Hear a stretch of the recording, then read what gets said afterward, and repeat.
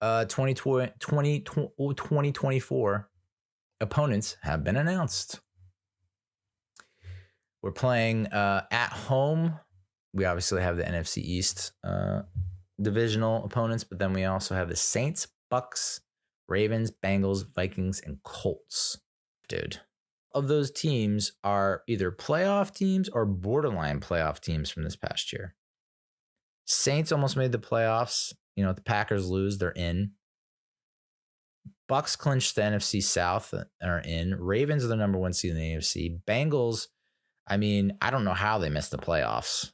Jake Browning, I thought, played well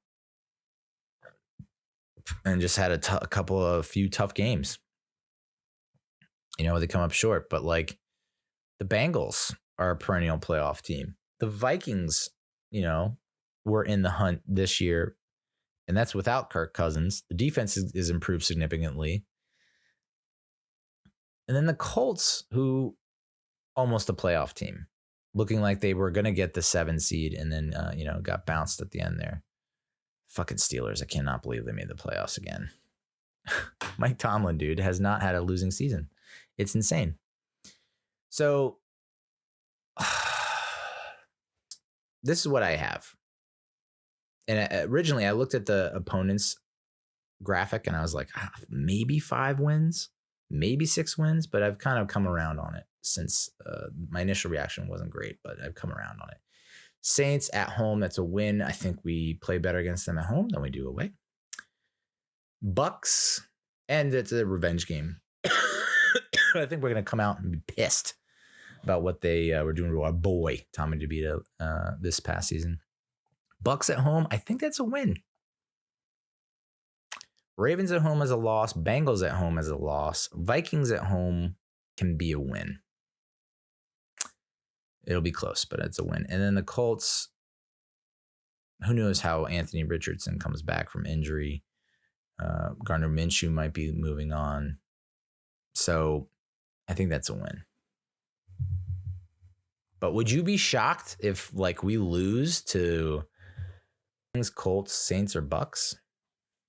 I wouldn't be, like, given what we've seen, you know, and this is before we make some waves in free agency or trades or draft. This is before all that, but like just a taste in my mouth.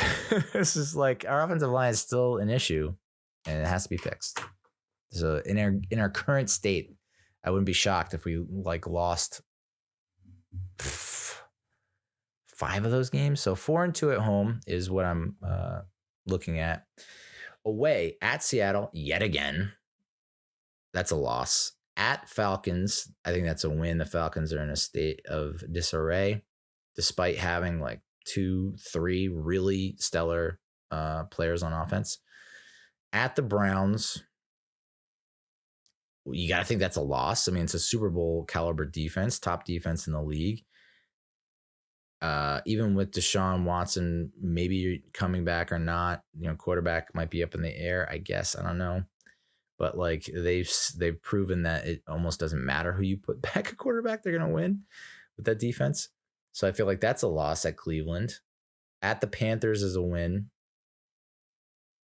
At the Steelers, it feels like a loss. So it looks like it's 2-3 away. That's not including divisional opponents. So I think our ceiling based on that is 9 or 8 or 10-7. And, like I said, it could very easily be a 5 or 6 win season.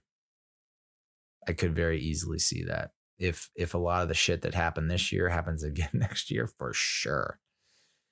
But if Andrew Thomas stays healthy the whole season, if Saquon Barkley stays relatively healthy the whole season, if you have Daniel Jones, Saquon Barkley, and Andrew Thomas on the field for 17 games and you only win 5 or 6 games, everyone's got to go.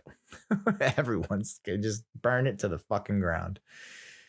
But, if you have another season like this where Daniel Jones misses a handful of games, Saquon misses a handful of games, Andrew Thomas misses a handful of games, those are the 3 dudes that are going to make it work and click. You get all 3 of those dudes on the field, healthy, you're going to win games. Simple as that. So that's the Giants.